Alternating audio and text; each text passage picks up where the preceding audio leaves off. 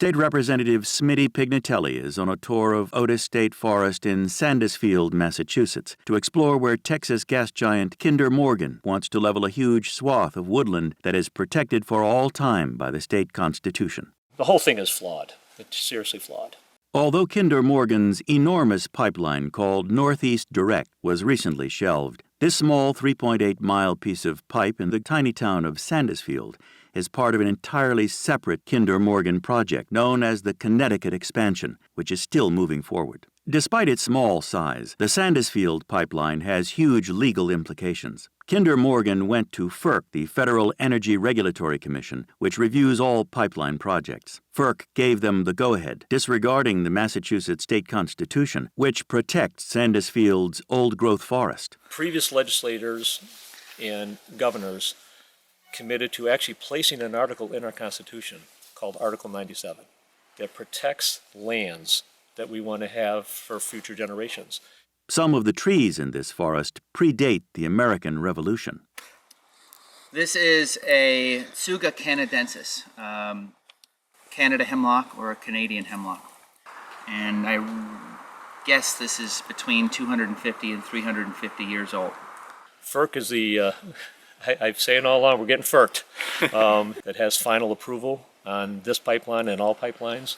And as far as I'm concerned, they have had total disregard for this small community of 800 people and total disrespect and disregard for our process.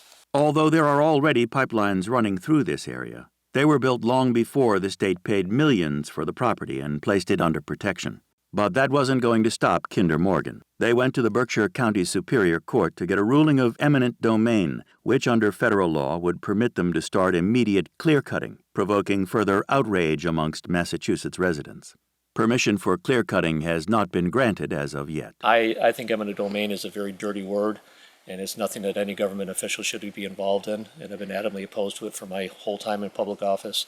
I think it's a dangerous, slippery slope. Meanwhile, Attorney General Maura Healey has entered the fray and vowed to fight to uphold the Massachusetts Constitution, which protects this state forest. But the fight will be hard. This is not the first case where pipeline companies have used eminent domain to seize land for ventures that increase their profits and provide no benefit to the communities whose land they will destroy. Early this year in New Milford, Pennsylvania, FERC gave the go-ahead and a federal judge gave a ruling of eminent domain so that most of the Holleran family maple syrup farm could be leveled for a stretch of the Constitution pipeline. This was actually going to be our most productive, we call it a sugar bush, our most productive maple grove. This is where you were tapping the... Yeah, those are a lot of my maple trees. I haven't looked at this yet. I'm sorry.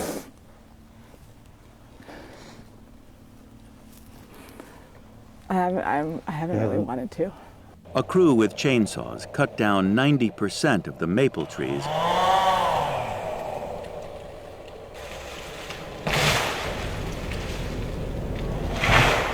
But what was even more shocking to Megan Holleran was that standing guard over the clear-cutting were U.S. Marshals in full body armor carrying AR-15 assault rifles. That this is an injustice is the grossest understatement that possibly could be applied to the situation. This is terrifying. The pipeline has since been canceled. As was the case with the Holleran farm, there is no benefit to the people of Sandisfield from their pipeline. The gas is not even destined for Massachusetts. It is slated to go entirely to Connecticut. But all is not lost yet for this forest. In another turn of events, FERC announced it is preventing Kinder Morgan from sending in its chainsaws until it has obtained easements from landowners and complies with the Clean Water Act. It's a reprieve for now, but this story is not yet over. To be walking through this forest this morning, it just kind of puts in a clear picture for me. 12 years ago, when we bought this 900-acre parcel of old-growth forest, here's an indication of what that old-growth forest really means, and to have it be impacted negatively without following due process, I think is a real crime. It would be a great loss not to have this living piece of history here. We don't want to see this cut down. Look at the big picture. This has been the forgotten pipeline, but it can't be forgotten any longer because it's going to set a precedent in a very negative way if they're allowed to do what they're proposing to do here without following the process. For the Berkshire Edge, this is Jim Frangione.